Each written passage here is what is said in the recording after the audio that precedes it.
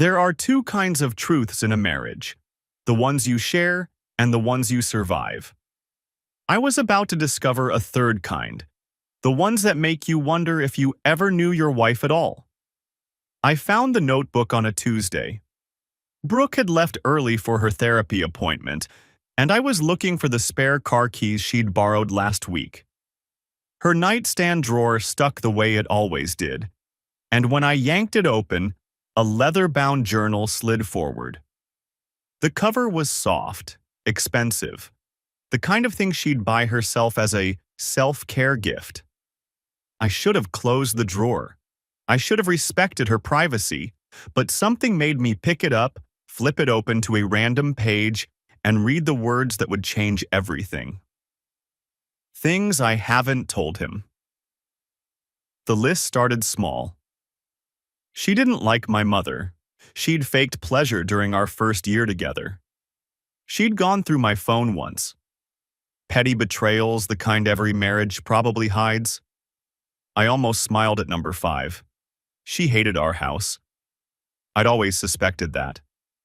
Then the secrets got heavier.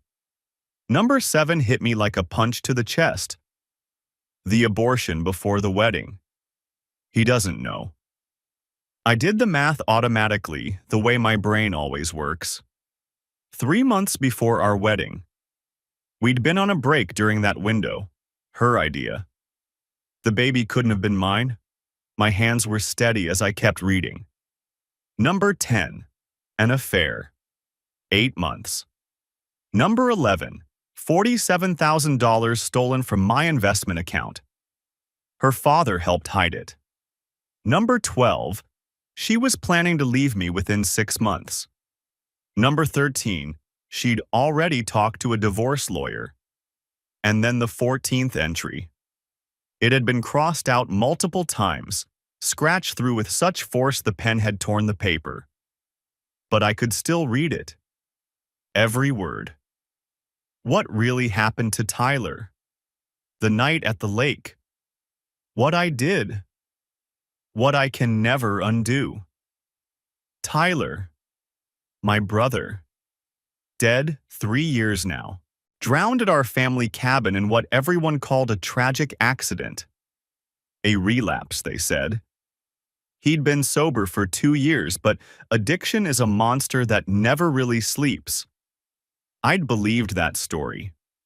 I'd mourned him while sleeping next to his killer. I photographed every page with my phone. 37 pictures, each one a nail in the coffin of my marriage.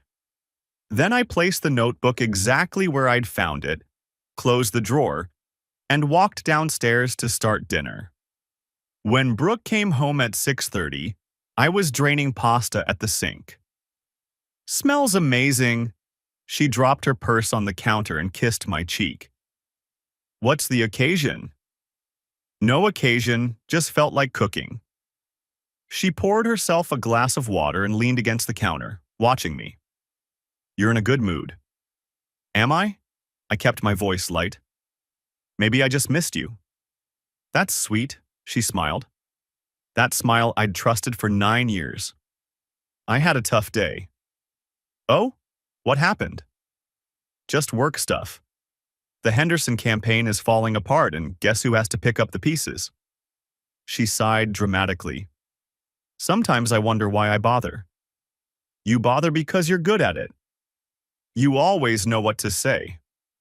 "How was therapy?" I asked, keeping my voice casual. "It was good. Dr. Reese thinks I'm making real progress." I served her the pasta with the homemade sauce I'd been simmering for 2 hours. Poured her a glass of the red wine she liked. Sat across from her at the table where we'd shared 1,000 meals. "I'm proud of you for doing this," I said. "The therapy, I mean. Working on yourself." "Thanks, babe." She twirled her fork through the linguine. "It's been really helpful, processing things." "What kind of things?" She hesitated, just for a moment. "Old stuff, family stuff. You know how it is?" "Sure." I took a sip of my water. "Dr. Reese sounds like a good fit for you." "She is. She has me doing these exercises, writing things down, examining my thoughts and behaviors. It's intense, but I think it's helping. I watched her eat and wondered how many times she'd looked at me across this table while hiding murder.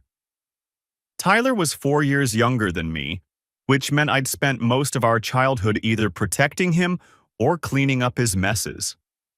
He was the kind of kid who climbed trees he couldn't get down from, who trusted everyone until they gave him a reason not to. He'd follow me anywhere, believing completely that his big brother would keep him safe. When the addiction started in his 20s, I blamed myself. I should have seen the signs earlier, should have intervened sooner. The pills came first, leftover painkillers from a work injury that spiraled into something darker. Then harder substances when the pills weren't enough.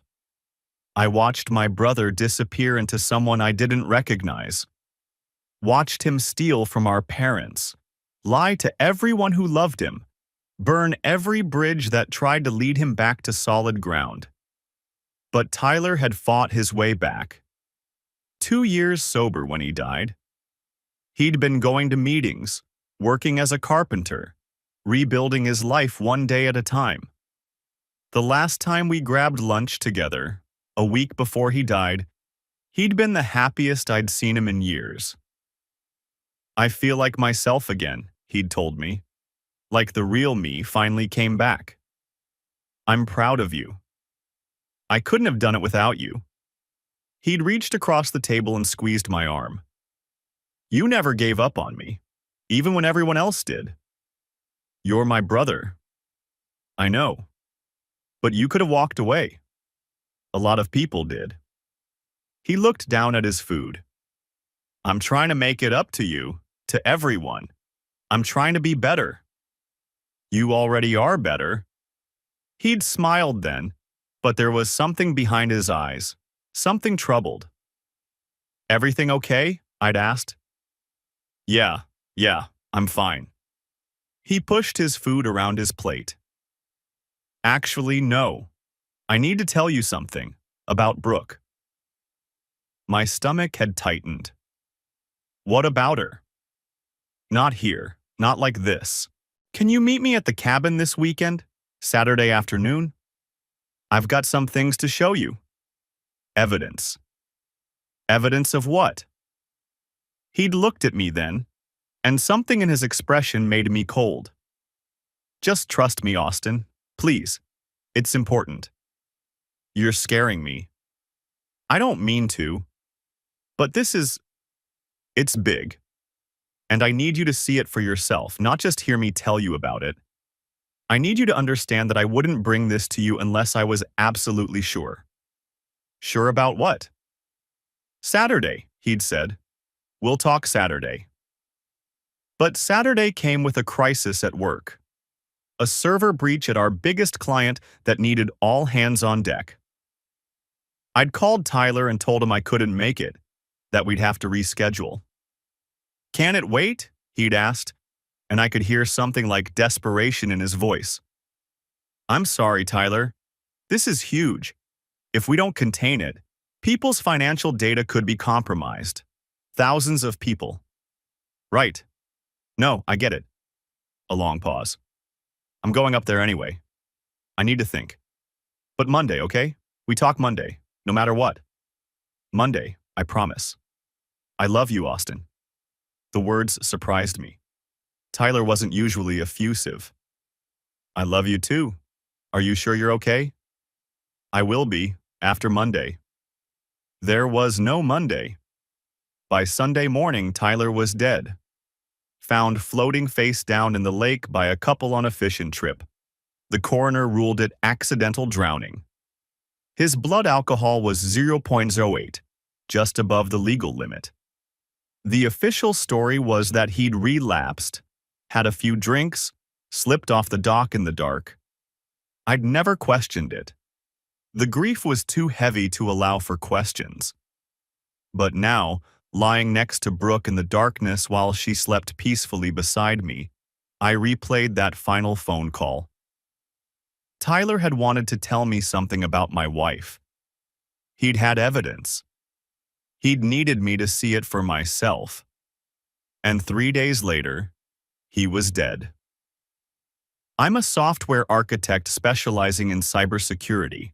I spend my days finding vulnerabilities in systems, tracing paths through code, identifying weaknesses that others miss. These skills translate surprisingly well to investigating your own wife. The morning after I found the notebook, I called in sick to work, something I never did, and started building my case. Our cloud backup was the first stop. Brooke thought she understood technology, but she didn't understand it the way I did. Deleted photos aren't really deleted. They leave ghosts in the system, metadata trails, recovery pathways. Within an hour, I'd pulled a folder of images she'd erased over the past 8 months. The man in the photos was handsome in that generic, wealthy way. Graying temples, expensive watch, the kind of tan you get from weekend golf. They were in restaurants, hotel rooms, once on what looked like a private beach somewhere tropical. In several of the pictures, she was looking at him the way she used to look at me. I studied the photos longer than I needed to. Not out of masochism, but analysis. Where were they taken? When? Were there patterns I could use? Every image was data, every smile a piece of evidence. The beach photos were geotagged to the Cayman Islands. I pulled up our credit card statements from that period. She'd told me she was at a marketing conference in Dallas. The lies were everywhere, so deeply woven into our daily life that I marveled she could keep them straight. I saved everything to an encrypted drive and kept searching. The financial records were next. I'd always handled our investments, but I'd given Brooke joint access to everything. Trust. What a concept. Now I traced every transaction for the past 3 years, and there it was. A series of transfers to an account I'd never seen. $47,000, moved in chunks small enough to avoid triggering automatic alerts. The amounts were random. $3,200 here, $4,700 there. Designed to look like normal household expenses if anyone happened to glance at the statements. Some of it went to an account in her father's name, the hiding she'd mentioned in the notebook. Grant Holloway, my father-in-law. I'd always known he looked down on me. Not rich enough, not connected enough for his precious daughter. At family gatherings, he'd make subtle digs about my career, my car, the neighborhood we lived in. Austin's doing fine for his field, he'd say, as if cybersecurity was some kind of hobby rather than a legitimate profession. Not everyone can be ambitious. Apparently, he was willing to help his daughter steal from me to reinforce his belief that I wasn't worth her time. I drove to the county records office that afternoon and requested the full police report on Tyler's death. The clerk was a tired woman in her 50s who barely glanced at my ID before handing over the file. "You family?" she asked. "Brother." She nodded, suddenly gentle. "I'm sorry for your loss." Reading it in my car in the parking lot, something nagged at me. Tyler's blood alcohol was 0.08. For a recovering alcoholic with 2 years of sobriety, that meant he'd consciously chosen to drink. A deliberate relapse. But Tyler had been passionate about his recovery. He went to meetings 3 times a week. He had a sponsor he talked to daily. He'd told me once that the thought of drinking again made him physically sick, that he could remember too clearly what it had done to him, to everyone who loved him. The night before he was supposed to tell me something important about my wife, he just decided to throw all that away? I didn't believe it. Not anymore. Megan Torres still had Tyler's eyes in her contact photos. I found her through his old social media accounts, traced her to a law firm downtown where she worked as a paralegal. When I called and explained who I was, she went silent for a long moment. I wondered if you'd ever reach out, she finally said. There were times I almost called you, but I never knew what to say. Can we meet? Yes. There's a coffee place on Maple, the one with the blue awning. Can you come tomorrow? I need to prepare myself. Of course. She was already there when I arrived the next morning. A dark-haired woman with nervous hands wrapped around a mug of something she wasn't drinking. She looked like she hadn't slept well.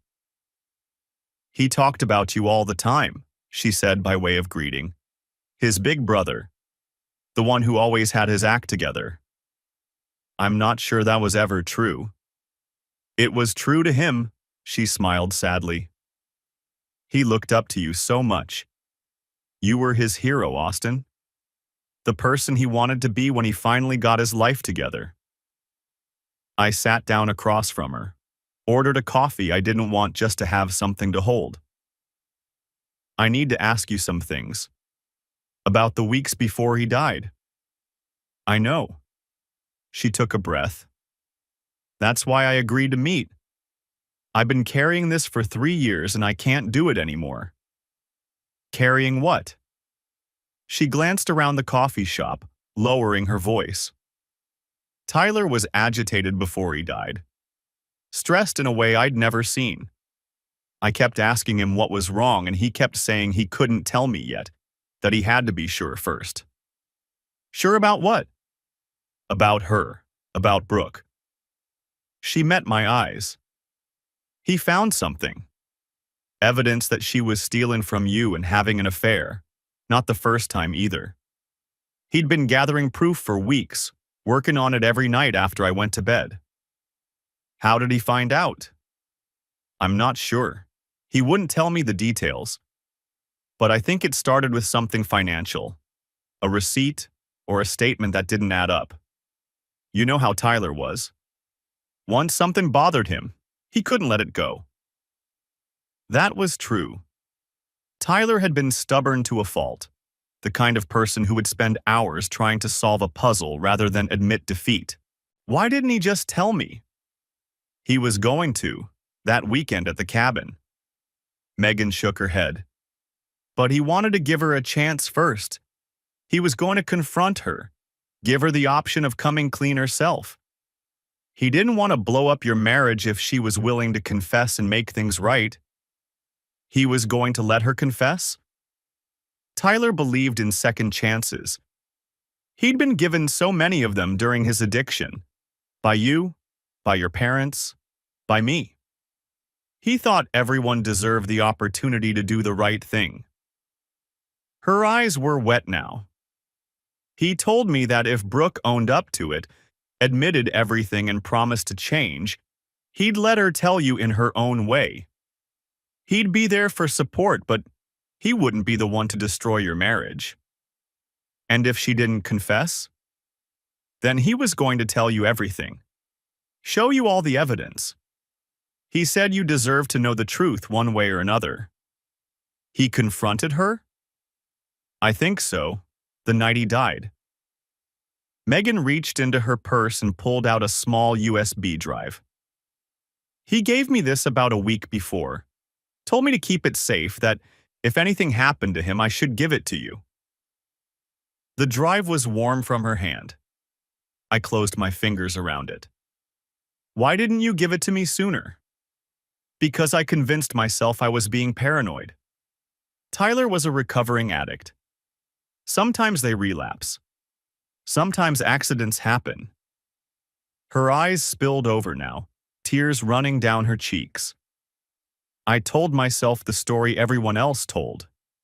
It was easier than believing something terrible had happened. Easier than thinking that maybe I should have done something, said something, pushed harder for answers. And now? Now I think I've been living with guilt for 3 years because I was too scared to face the truth. She wiped her eyes with a napkin. I hope whatever's on that drive helps you find it. I waited until Brooke was asleep that night before plugging the USB into my laptop in the basement office. The drive contained 3 folders: financial records, photos, and audio. The financial records documented the theft in meticulous detail. Tyler had somehow obtained account statements, transfer records, a paper trail that led from my investments to Brooke's hidden account to her father's business holdings. He must have worked on this for months. The photos were harder to look at. Brooke with a man I didn't recognize. Not the same one from the recent pictures. This was a different affair, older. The timestamps showed these were from 4 years ago, before Tyler died. But the audio file was what stopped my heart. It was labeled simply, "Cabin Recording Final." I put in my earbuds and pressed play. There was ambient noise at first, wind, water, the creak of the cabin's old wooden deck. Then footsteps, and Tyler's voice, nervous but determined. "I have everything documented.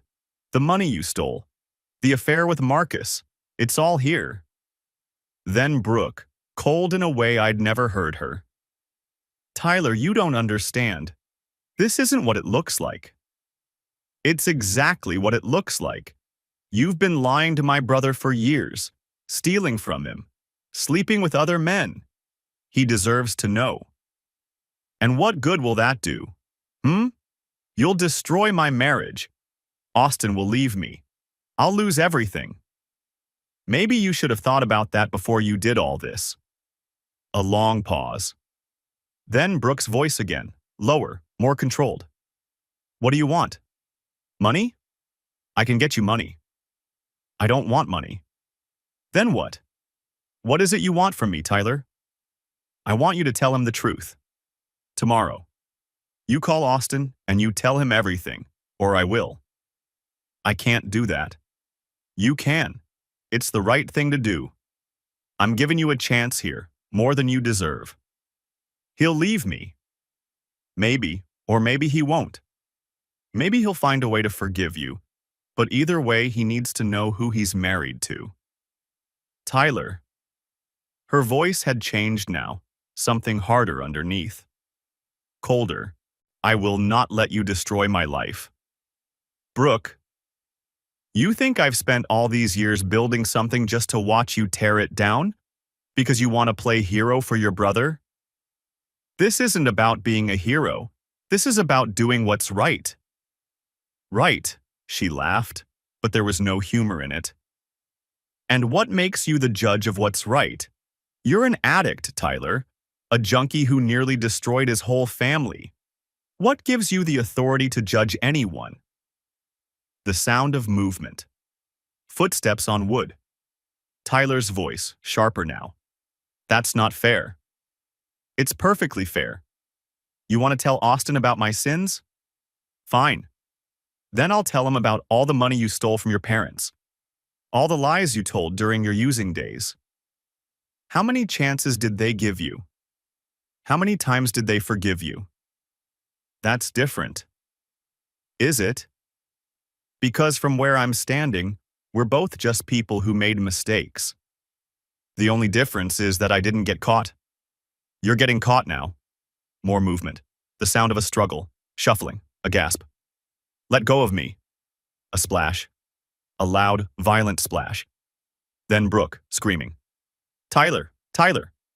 Splashing. Frantic movement. Then, nothing. The recording continued for another 40 minutes. Just the sound of water lapping against the dock. An owl somewhere in the distance. The wind in the trees. I listened to all of it. Every empty minute. When it ended, I sat in the silence of my basement and felt something in my chest calcify into stone. Brooke had been there that night. She'd lied to the police, told them she was at a conference in Chicago. I remembered now. I'd been at work when the sheriff called, pulling an all-nighter to contain the security breach. Brooke had arrived at the station separately, having cut her trip short when she heard the news. She'd seemed devastated. She'd held me while I cried. But she'd been there, at the cabin. When Tyler went into the water, the audio wasn't definitive enough for a murder conviction. A struggle, a splash. A defense attorney would call it an accident, claim she'd tried to help him. But I knew what I'd heard. The cold calculation in her voice. The threat. She'd pushed him, or she'd watched him drown, or something in between. Either way, my brother was dead because of her. The following week was an exercise in control. Every morning, I made Brooke coffee. Every evening, I asked about her day. I kissed her goodbye and welcomed her home and pretended to be the husband she thought she was manipulating. Meanwhile, I kept digging. Grant Holloway's involvement became clearer through careful research. I tracked wire transfers, phone records, political donations that connected to the county sheriff who'd handled Tyler's case. Grant had given money to Sheriff Patterson's re-election campaign 3 years in a row. They were golf buddies, apparently. Part of the same country club. $50,000 had moved from Grant's account to Brooke's the day after my brother's body was found. The memo line called it a consulting fee. The investigation into Tyler's death had been closed unusually quickly, with minimal forensic work. No one had questioned why a 2-year sober addict would suddenly relapse alone at a lake cabin. No one had looked into why his blood alcohol was barely above the legal limit, enough to suggest impairment, but not enough to suggest a serious binge. Grant hadn't just helped Brooke hide stolen money, he'd helped cover up what happened at the lake. I was alone in this. I couldn't go to the police. Grant had connections everywhere, and the evidence might not be enough for charges. I couldn't confront Brooke. She'd lie, manipulate, potentially destroy evidence. I couldn't tell anyone what I knew without alerting my targets before I was ready. So I did what I do best. I planned. The first week was dedicated to organization. I bought a separate laptop, paid cash at a store 3 towns away, and created encrypted files for everything I'd gathered. Photos, documents, audio files, timelines. I cross-referenced dates, built connections, mapped out every lie Brooke had told and when she'd told it. The second week was strategy. I identified my targets. Brooke herself, Derek the unwitting accomplice, Grant the enabler, and the institutions that could amplify my revenge. Her employer, the IRS, the county DA. Each target would require a different approach, a different timeline, a different set of pressures. I made lists. I made contingency plans. I thought about what could go wrong and how to minimize those risks. It was the same methodology I used at work when assessing security vulnerabilities. Identify the weak points, develop exploits, execute systematically. The difference was that this time, the system I was attacking was my own life. Some nights, lying awake while Brooke slept beside me, I questioned what I was becoming. Was this justice or revenge? Did the distinction matter? Tyler was dead, and nothing I did would bring him back. But something in me refused to let her get away with it. Refused to let her walk into a new life with Derek, while my brother rotted in the ground.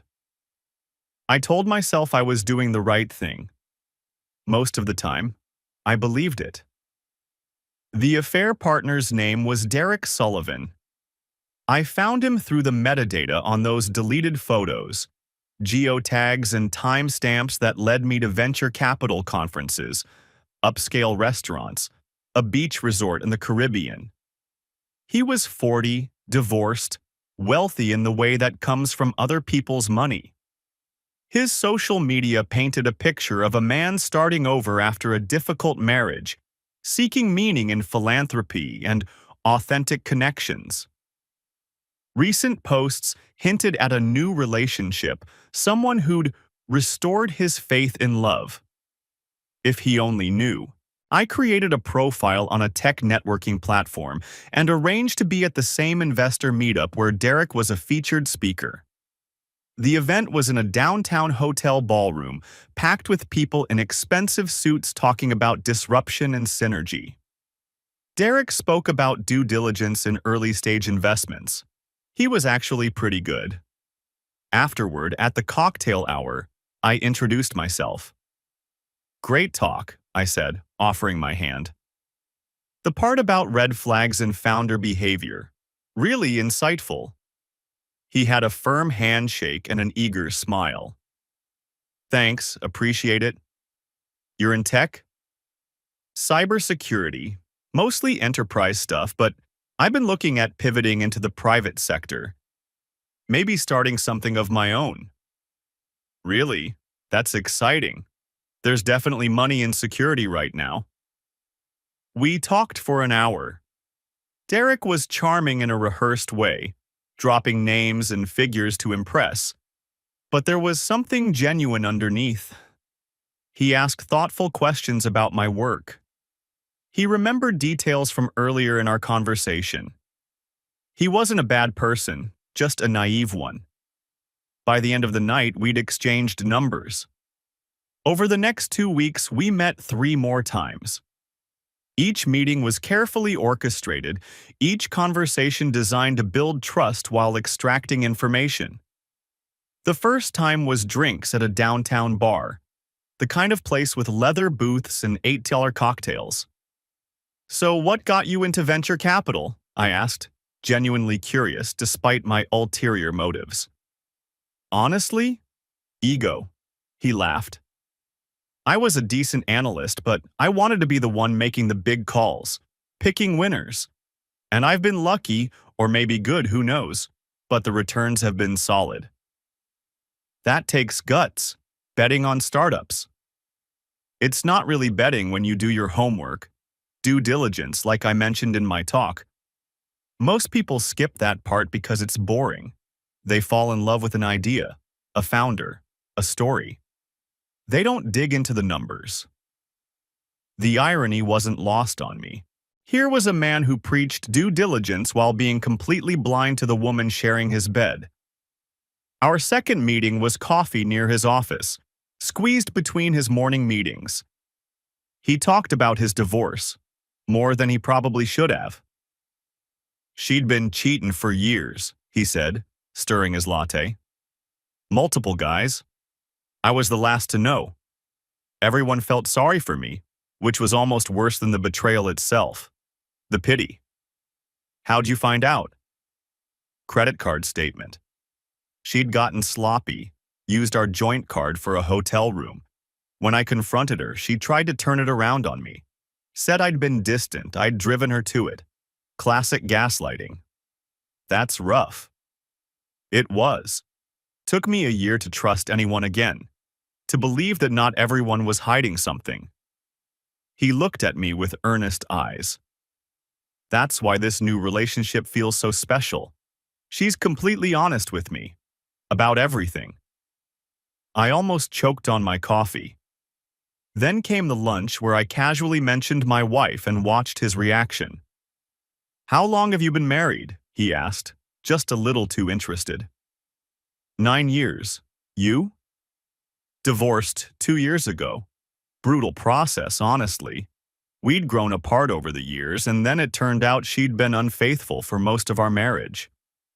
He shrugged, trying to look casual about it. "Took me a while to trust anyone again." "I'm sorry, that must have been rough." "It was, but I've met someone recently." He smiled the way people do when they're thinking about a person they love. "She's incredible. Going through a rough time herself, but she's so strong. So brave." "Yeah? Tell me about her." He told me more than he should have. About her unhappy marriage, her controlling husband, how she was planning to leave but needed time to get her finances in order. About how they'd connected at a conference 8 months ago and fallen hard. She's the kind of person who lights up a room, you know? Everyone gravitates toward her, and she chose me. He laughed. almost embarrassed by his own sincerity. I feel like the luckiest man in the world.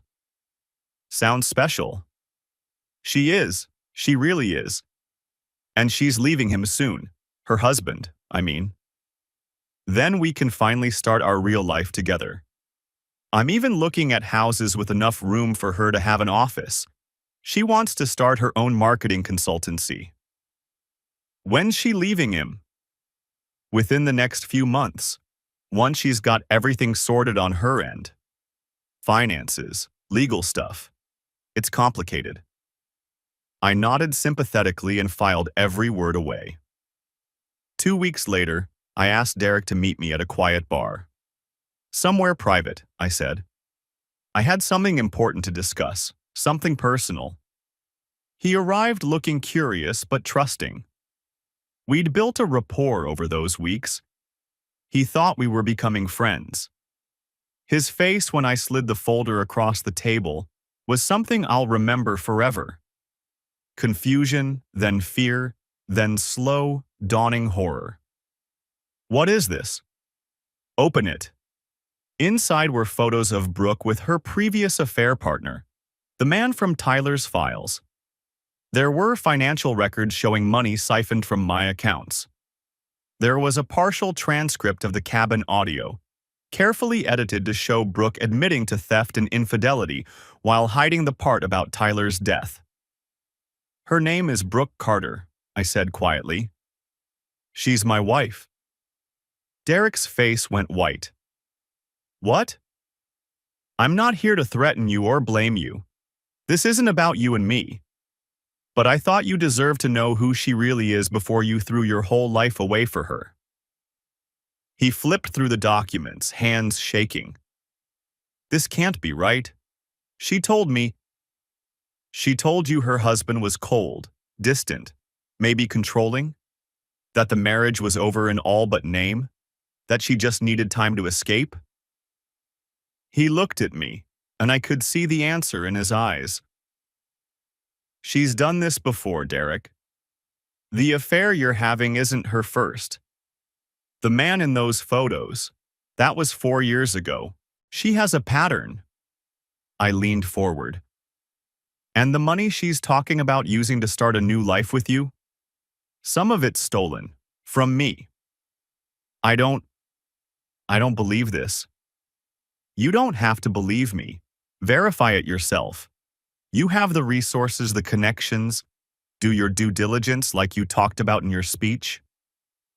I stood up, dropping some bills on the table for our drinks. I just thought you deserved to know the truth before you became the next man she lies to. His hand shot out, grabbing my arm. Wait, please, just sit down for a minute.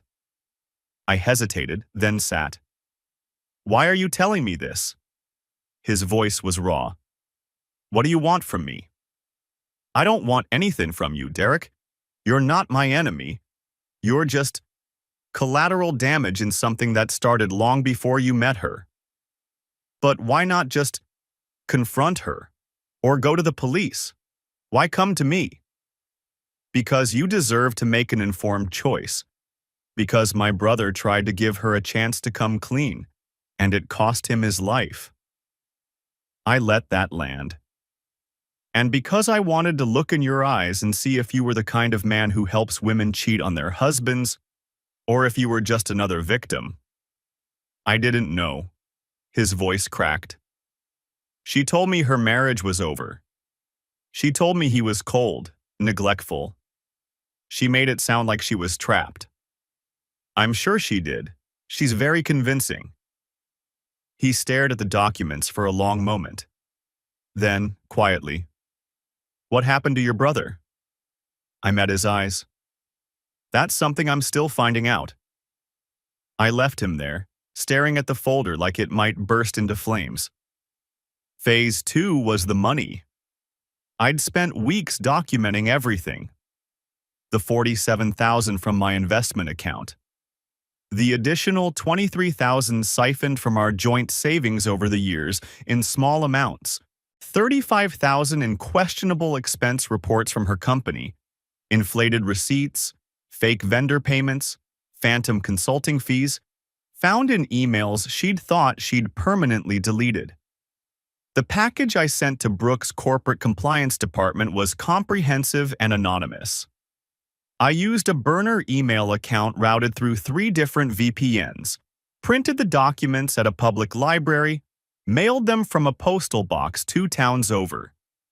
It arrived on a Wednesday morning, 24 hours before the quarterly shareholder meeting. I also forwarded documentation of Grant's role in hiding the money to a forensic accountant I'd hired under a false pretext. He identified potential tax fraud in the structure of the transactions, the way Grant had disguised the transfers as business expenses, the discrepancies in his reported income. The IRS complaint was filed on the same day. The dominoes started falling on a Friday. Brooke came home from work early, her face puffy and red. She'd been crying, really crying, not the performative tears I'd seen her use when she wanted something. "What happened?" I asked, playing the concerned husband. "There's an investigation. At work." She collapsed onto the couch, still wearing her coat. "Someone sent compliance a bunch of documents, expense reports, financial records. They're saying I embezzled money."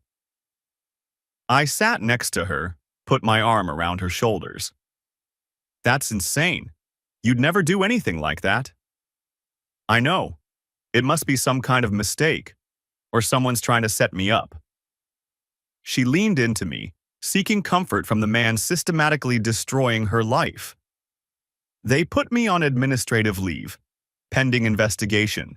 They took my laptop, my badge. They walked me out in front of everyone." "We'll figure it out," I said. "Whatever this is, we'll fight it together." How can anyone think I would do this? I've given that company 8 years. 8 years of my life. "I know, baby. I know." That night, her phone buzzed with a text she tried to hide from me. She angled it away, but I caught a glimpse of the preview. "I don't think we should." I didn't need to see the rest. I already knew what it said. Derek had stopped returning her calls. The fairy tale was crumbling. A week later, Grant called the house and I made sure to answer. "Is Brooke there?" His voice was strained, none of its usual condescension. "She's in the shower. Everything okay?" "Fine. Everything's fine. Just tell her to call me." But I could hear it, the fear underneath his words. Something was wrong in Grant Holloway's carefully constructed world. Later that night, Brooke told me. The IRS had sent a letter, something about discrepancies in his business accounts, possible audit. "He's freaking out," she said. "I've never heard him so stressed." Tax stuff is scary, but I'm sure it's just a misunderstanding. "Yeah." She didn't sound convinced. "Probably." Brooke was unraveling. She wasn't sleeping, barely eating. Dark circles appeared under her eyes, and she'd lost weight in a way that made her look gaunt rather than slim. She'd stare at her phone for hours, waiting for messages that never came. When she did get calls, they were from lawyers, hers or her company's. One night, I came home to find her on the floor of the living room, surrounded by papers, crying. "What's all this?" I asked, playing concerned. "Financial records. They want to see everything. The compliance investigators, they're going back 5 years." She looked up at me, mascara streaked down her face. "Austin, I don't know what to do." I knelt beside her, gathering some of the scattered papers. "Maybe you should call a lawyer, a good one." "I have a lawyer. 3 lawyers, actually. They cost more per hour than I make in a day." She laughed bitterly. "And they keep telling me the same thing. Cooperate, be transparent, hope for the best." That sounds reasonable. Does it? Because from where I'm sitting, my career is over. Everyone at the company already thinks I'm guilty. Even if I'm exonerated, who's going to hire someone with this kind of cloud hanging over them? I handed her a tissue. You've still got me. We'll get through this together. She looked at me, really looked, and for a moment I thought I saw guilt flickering behind her eyes. Recognition that she didn't deserve my support. That she was playing a losing hand with marked cards. Then the moment passed, and she was just crying again. The walls were closing in from every direction, and she had no idea that her loving husband was the one tightening the screws. I feel like I'm losing my mind, she said one night, lying in bed beside me. Everything's falling apart and I don't understand why. Maybe it's just a rough patch, I offered. Things will get better. She was quiet for a long moment. Then, Austin, I need to tell you something. Here it comes, I thought. The confession. Finally. I'm pregnant. I'd already known, of course. Found the positive test in the bathroom trash 2 weeks ago. Done the math, the baby couldn't possibly be mine. We hadn't been intimate in months. She'd claimed headaches, stress, exhaustion. Always an excuse.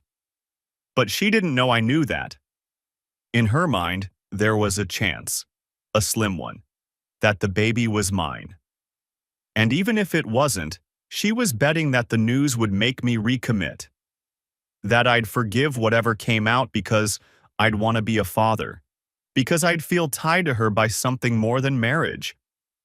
The manipulation was so transparent it was almost beautiful. That's wonderful, I said, pulling her close. Let's start planning a nursery. I sent the invitations 3 weeks later. A gathering at the lake cabin to mark the 3rd anniversary of Tyler's death. Family and close friends, a chance to remember him together. Brooke didn't want to go. I could see her searching for excuses. The investigation, her stress, the pregnancy. But there was no graceful way to refuse. Her parents would be there. My parents. Our closest friends. Refusing to attend a memorial for her brother-in-law would look heartless. Are you sure you're up for this? She asked, probing for my state of mind. It might be emotional. Maybe we should wait another year. I think it's important. Tyler would have wanted us to gather, to remember him together as a family. Don't you think? Of course. I just worry about you. I'll be fine. Having everyone there will help. She couldn't say no. So 3 days later, we drove up together, making small talk about the nursery and baby names and everything except what was actually happening. The cabin looked the same as always. Wooden deck extending over the water. The dock where my brother took his last breath. I stood on it alone that first evening, while Brooke unpacked inside and tried to imagine his final moments. Had he fought? Had he called out for help? Had she stood right here, watching him drown, doing nothing? I'd never know exactly what happened, but I knew enough. The gathering started at noon the next day. 17 people filled the cabin's main room. My parents, Brooke's parents, a handful of friends who'd known Tyler, and Megan Torres, who I'd invited separately with a cryptic note asking her to trust me. I'd arrived early to set up. The speaker system was hidden behind a stack of books. The folders were in my bag, ready to be distributed. I'd rehearsed what I would say 100 times, though I knew the reality would be different. You can't script the destruction of a life. My mother hugged me when she arrived, her eyes already wet with memories. Thank you for doing this, she whispered. It means so much to have everyone together. It's what Tyler would have wanted. My father shook my hand formally, the way he always did when emotions ran too high for words. Behind him, Brooke's parents emerged from their rental car. Grant in a sport coat that cost more than my first car. His wife, Brooke's mother, Eleanor, in funeral black despite the occasion. Grant looked nervous from the moment he arrived. He'd aged in the weeks since the IRS letter, his confident swagger replaced by something hunched and wary. He kept glancing at Brooke, who kept glancing at me, trying to read what I was thinking. I gave nothing away. The afternoon passed in waves of reminiscence. Stories about Tyler's childhood, his struggles, his recovery. My mother cried through most of it. Even Grant managed a few words about what a fine young man Tyler had been, the hypocrisy so thick I could taste it. At 2 o'clock, I stood up and clinked a fork against my glass. Thank you all for coming. I know today is difficult. It's difficult for all of us who loved Tyler. But I wanted us to be together, to remember him, and to finally understand what happened 3 years ago. Confused looks around the room. Brooke's face went pale. I found something a few weeks ago. Something Tyler wanted me to have. I pulled out my phone and connected it to the portable speaker I'd set up earlier. It's a recording, made right here, on the night he died. Austin, Brooke started, rising from her chair, but I was already pressing play. Tyler's voice filled the room. The confrontation, the accusations. Brooke's cold denials, then her colder threats. I will not let you destroy my life. The sounds of struggle, the splash. My mother's hand covered her mouth. My father's face was stone. Grant was trying to rise from his chair, but his wife pulled him back down with a fierce whisper. The recording played on. The screaming. The silence. The 40 minutes of empty lake sounds while my brother's body cooled in the water. When it ended, no one spoke. The cabin was so quiet I could hear the blood pulsing in my ears. Brooke told the police she was at a conference that night, I said, my voice steady. She lied. She was here. Tyler recorded everything. Brooke was crying now, real tears streaming down her face. It was an accident.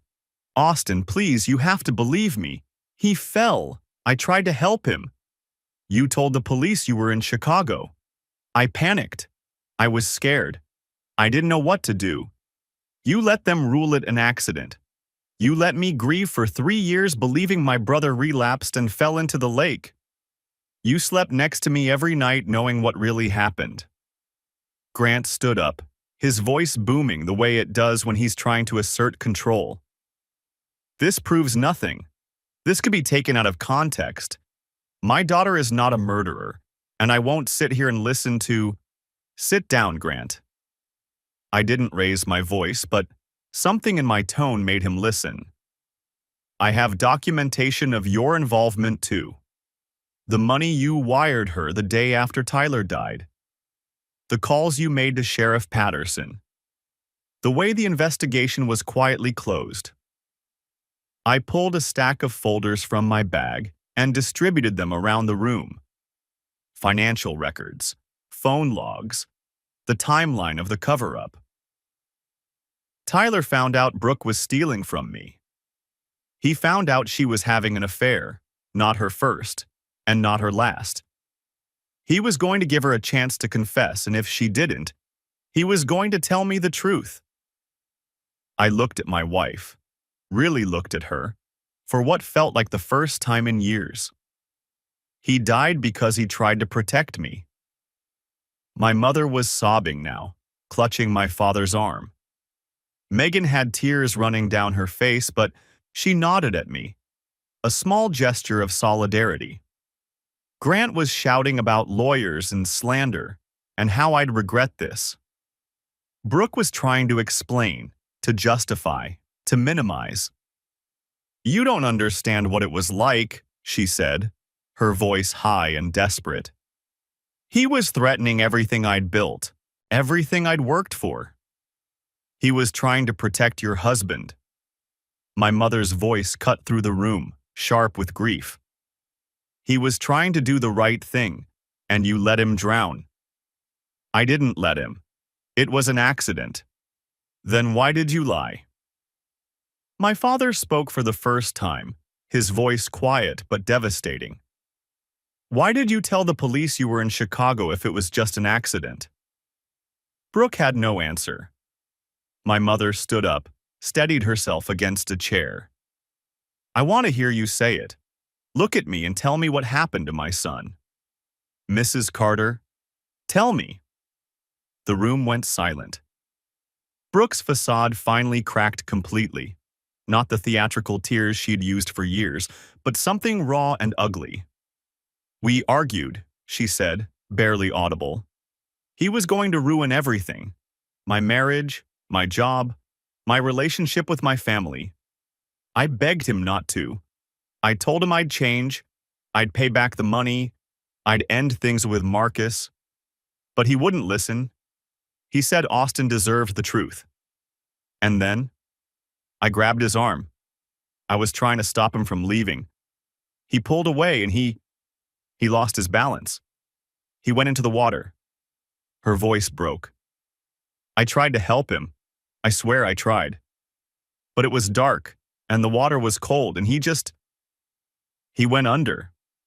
For 40 minutes, I said. You stood there for 40 minutes while he was in that water. The recording captured all of it. She had nothing to say to that.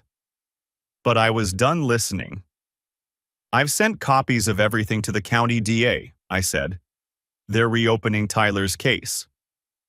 6 weeks later, I signed the final divorce papers in my attorney's office.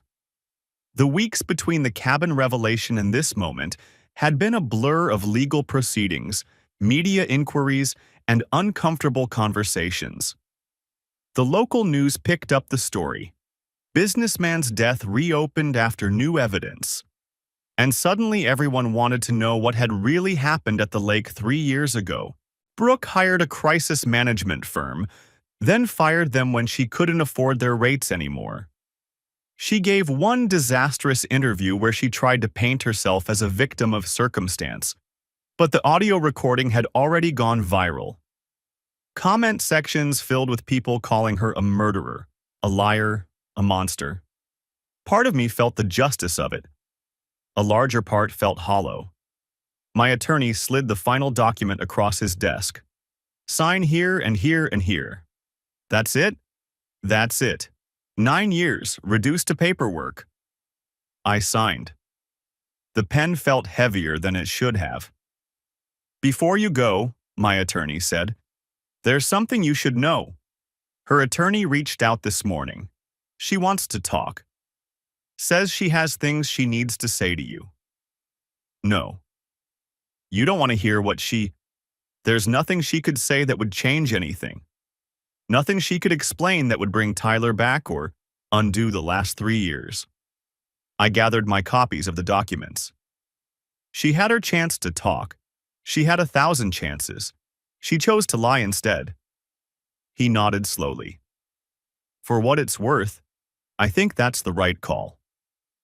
I stopped at the door. What would you have done? In my position? He was quiet for a moment. Honestly, I don't know. What you went through, that's beyond anything I can imagine. But I know this. You handled it better than most people would have. You were strategic, you were patient, and in the end, you got justice. Is that what this is? Justice? Close enough, he said. Close enough. Brooke was gone. Not just from my life, but from the life she'd built so carefully. Her company had fired her after the compliance investigation confirmed the embezzlement.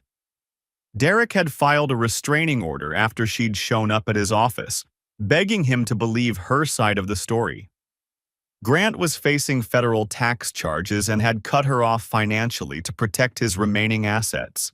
The DA couldn't charge her with murder. The audio wasn't conclusive enough, and too much time had passed for forensic evidence. But the truth was public now. She was the woman who might have killed her brother-in-law, who definitely helped cover it up. The court of public opinion had rendered its verdict. In the divorce settlement, I documented the fraud, the hidden money, the theft from our accounts. Her attorney advised her to settle rather than face a public trial that would expose every detail. She got nothing. The baby, I learned later, had never existed. She'd faked the pregnancy test, bought a positive one online to manipulate me into staying. When I demanded medical verification, the whole deception fell apart. One more lie in a fortress built of them. I sold the house we'd bought together. The one she hated. The one downtown she'd always wanted was now far beyond her means. The coffee shop on Maple looked different in winter, stripped bare of the outdoor seating where Megan and I had first talked. Snow dusted the sidewalk, and the windows were fogged with warmth. She was waiting at a corner table when I arrived, 2 steaming mugs already in front of her. "You look better," she said as I sat down. "I feel better.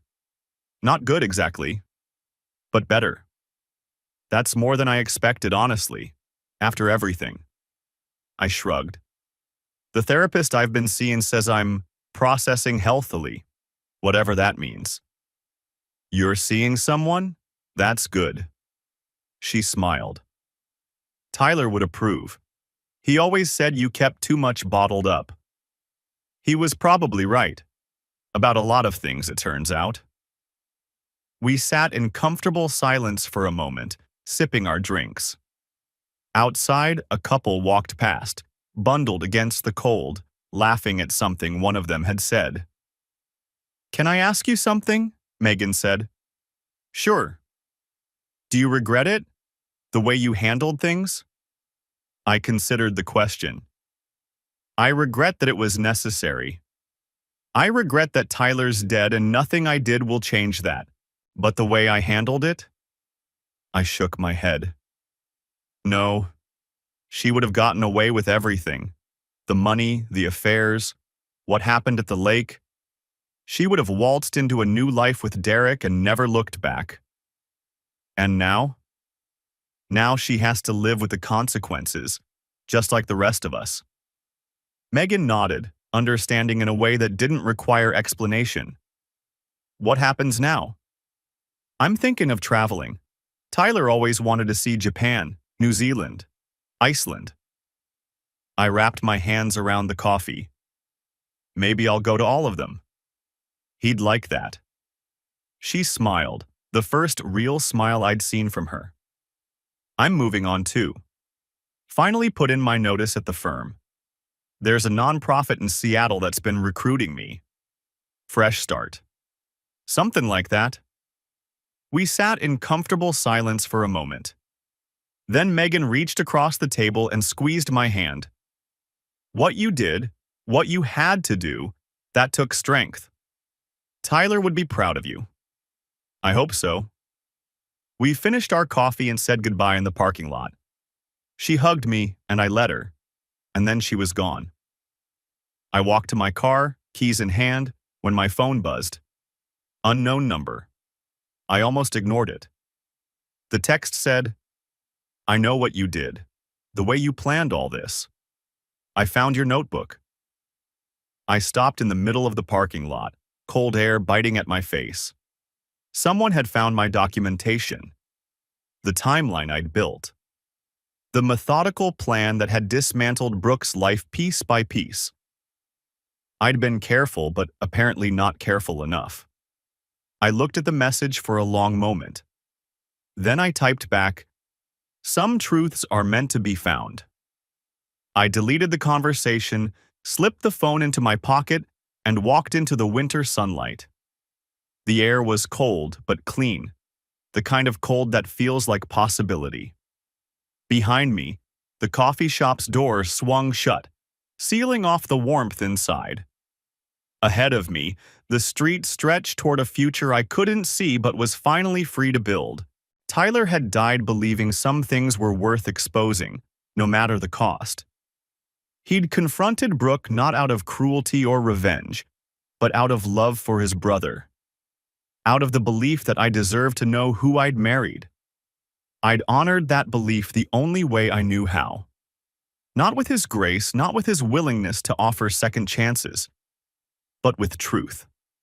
With consequences. With the systematic dismantling of a lie that had cost him his life. Was it enough? I didn't know. Some wounds don't heal, they just stop bleeding.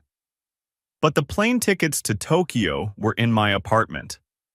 3 weeks from now, I'd be on the other side of the world, seeing the cherry blossoms Tyler had always talked about. Walking the streets of a city where no one knew my name or my history. Starting something new. It was time to start living again. The car started on the first try. I pulled out of the parking lot and merged onto the main road, the town I'd lived in for a decade, sliding past my windows like scenes from someone else's life. In the rearview mirror, I could see the coffee shop getting smaller. The past getting smaller. I didn't look back.